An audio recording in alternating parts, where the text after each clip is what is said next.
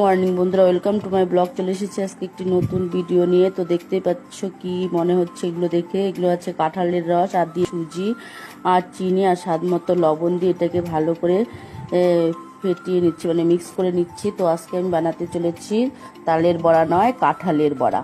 তো বন্ধুরা, ভিডিওটা শেষ অবধি দেখতে থাকো, পাশে থাকো আর সাথে থাকো। এখন দিয়ে দিচ্ছি আমি, দেখো, আটা।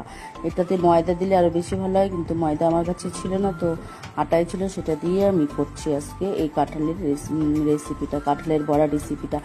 কারণ কাঁঠালটা পছন্দ করে না আমাদের বাড়িতে, কেউই বেশি খায় না। আর যা গরম পড়েছে, এই গরমে তো আরোই কেউ খেতে চায় না। সেই জন্যই ভাবলাম যে কাঁঠালগুলো নষ্ট করে ফেলে দিব, তার থেকে কাঁঠালের রস করে কতটা বড়া ভেজে নিয়ে সবাই খাবে। তো সেই জন্যই এটা।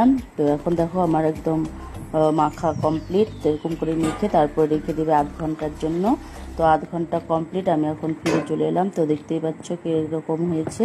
এখন এটা আমি ভাজবো। তেল দিয়ে দিয়েছি গরম হচ্ছে, তেলে দিয়ে। আর ওইদিকে আমি এখন এক এক করে বড়াগুলো ছাড়বো আর ভেজে নেবো। এই দেখো বড়াগুলো ছেড়ে দিয়েছি আর ভেজে তুলে নিচ্ছি।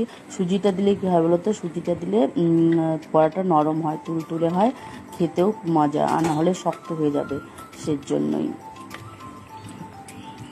তো বন্ধুরা, এই কাঁঠালের রেসিপিটা তোমাদের কেমন লাগলো? যদি ভালো লাগে অবশ্যই লাইক করুন, শেয়ার আর সাবস্ক্রাইব করবে। টাটা, বাই বাই, সবাই ভালো থেকে সুস্থ থেকো।